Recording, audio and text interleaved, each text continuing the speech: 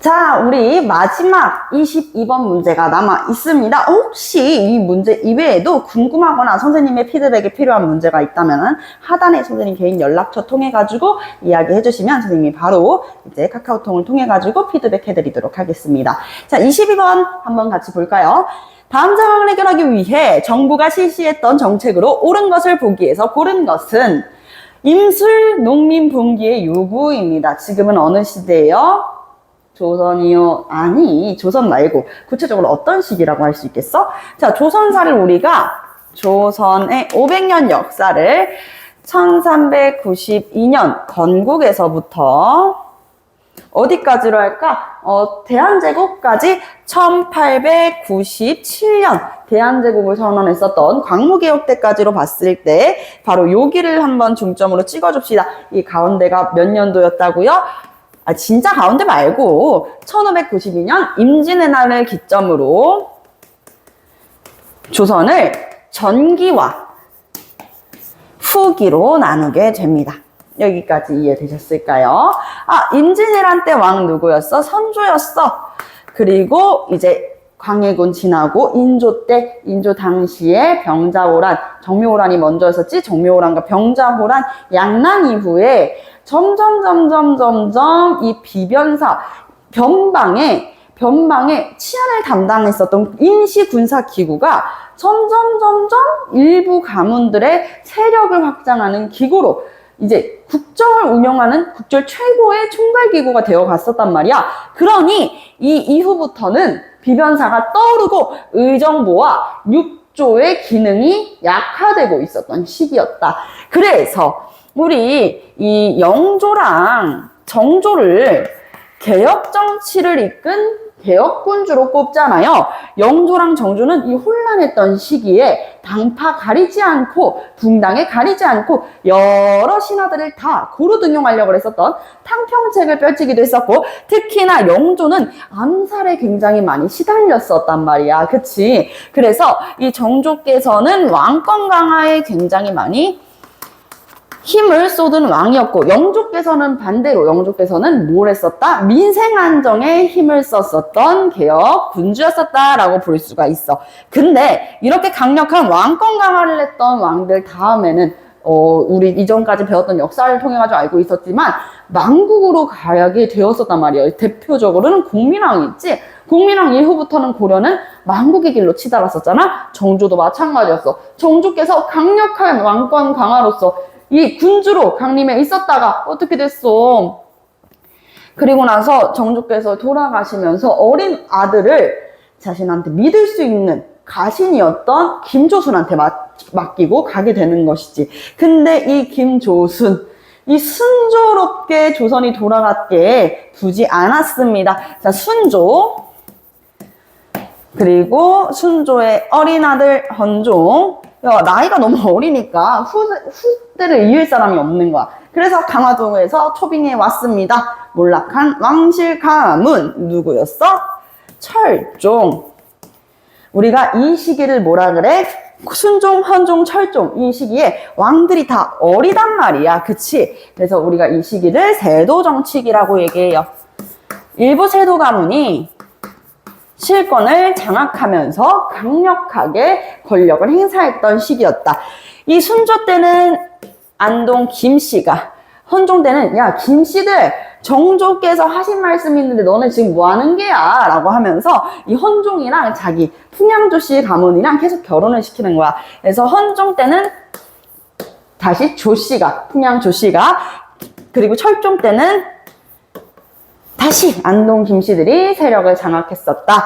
그래서 순조 때는요, 순조 때는 이제 많은 일들이 있었는데 그 중에서도 이제 크게 꼽을 수 있는 것들이 이제 신유박해라든지, 이제 순조가 수령参정 당하고 있었을 시기에 이제 신유박해라든지, 또는 그것도 있습니다. 바로 홍경래의 난이었어요. 홍경래의 난은 조선 팔도를 이렇게 그린다면 바로 여기 평안도야, 평안북도. 여기가 얘들아 국경지대잖아. 압록강, 두만강을 두고 여기부터는 무슨 나라야? 그렇지, 청나라야. 근데 명나라일 때는 우리 국경선이랑 막 그런 게 크게 상관이 없었거든? 근데 청나라 무슨 족이야? 여진족, 만주족, 그렇지. 만주족, 원래 여기에서 생활했던 사람들이었잖아. 그래서 우리나라 한반도 바로 위, 북부 지방, 만주에서 활동했던 사람들이라서 그런지, 국경지대를 이루는 곳에 굉장히 예민했었어. 그래서 여기는 이제 우리 또 국경지대다 보니까 주요한 기관들을 못 뒀는데, 함경도에 대한, 함경도가 아니죠. 평안도 지방에 대한 차별이 너무 심화가 되었었던 거야. 그래서 평안도에 몰락양반 출신이었었던 홍경래가 중축이 되어서 홍경래의 난을 일으키게 되었었다. 여기까지 이해되셨죠? 그리고 나서, 요 순조대로 넘어가게 되면은, 순조대에서 철종대로 넘어가게 되면은, 철종대는 이제 이번에는, 경상도에서 이제 난이 일어나기 시작한 거야. 경상도에서 이 우병사 백낙신의 부정부패에 더 이상은 못 참겠다. 이 유계춘, 이 사람도 마찬가지로 몰락양반이었는데, 이 유계춘이 중심이 되어가지고 임술련의 농민봉기가 일어나게 됐어요. 사람들이 너무 힘들다는 거야. 세조정치 때 뭐가 제일 힘들었을까? 이때 관직을 돈 주고 사고 돈 주고 팔았었어. 그러니까 한마디로 관직을 돈 주고 판다. 관직 자리를 돈 주고 살 수도 있고 팔 수도 있는 거야. 이걸 우리가 매관, 매직이라고 해요. 관직을 돈 주고 매수하고 매도할 수 있다는 것이지. 그러니까 이 매관, 매직, 나 관직 되려면 돈만 있으면 돼 라고 생각하던 시기에 중요한 것은 이 매관, 매직 이렇게 사는 관직이 기간제 아이템이라는 거야. 딱 정해져 있던 기간이 있었어. 그러니까 그 기간만큼 엄청나게 열심히 어떻게 하겠어? 뽕을 뽑아야 되는 거야. 그러니까 사람들한테 뽕 뽑으려면 어떻게 할까? 세금을 걷게 되는 거지.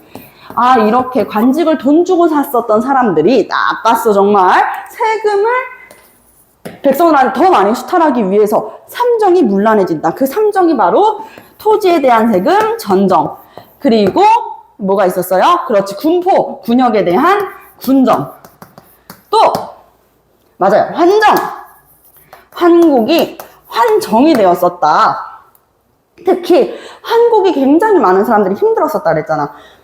춘대 춘합이라 그래서 봄에는 먹을 게 없으니까 봄에는 관아에서 곡식을 빌려주고 가을에 갚는 것인데, 빌리지도 않았는데 갚으라고 하던가 말도 안 되는 이자를 쳐가지고 갚으라고 하는 일들이 발생했었다. 그러니까 사람들이 이 삼정문랑 못 살겠다, 이 백낙신의 부정부패 해가지고 유계춘이 주도해서 일어났던 게 뭐였다고요? 임술 농민봉기였다고요. 이 당시에 임술 농민봉기가 이제 진압이 되고, 너무 농민봉기들이 많이 일어나니까 이런 난이 일어났을 때, 농민봉기나 난이 일어났을 때 이것을 조사하는 임시, 지금으로 치면은 공무원 같은 게 하나 등장해서 그런 새로운 임시 어떤 직함이 등장했는데, 그게 바로 안핵사라고 하는 암행어사였어. 암행어사로 파견됐던 사람은 바로 박지원 선생님이 제자였었던 박규수였습니다.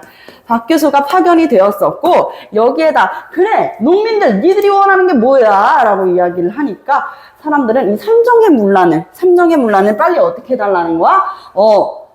이것 좀 제대로 돌려놔줘 라고 이야기를 하는 거야. 그러니 안동 김씨 세력들도 야, 이대로 더 가다간 우리가 더 이상 실권을 장악하기 어려워지겠는데? 라고 생각하게 되면서, 알겠어, 우리가 삼정문란을 바르게 고칠 수 있는 관청을 만들게. 이게 바로 삼정이정청이었던 것이죠.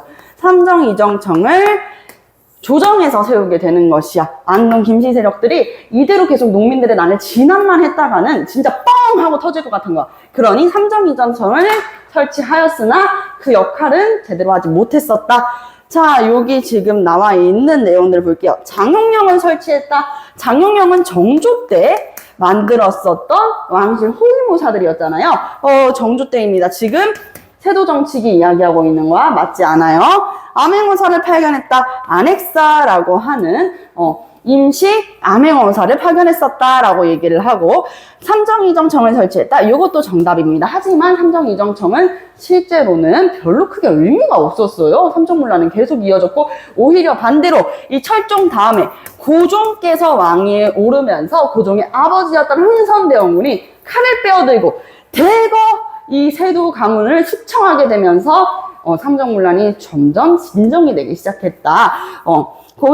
흥선대원군께서는 여러 가지 방법을 사용해가지고 일단 전정 같은 경우에는 토지를 조사했어.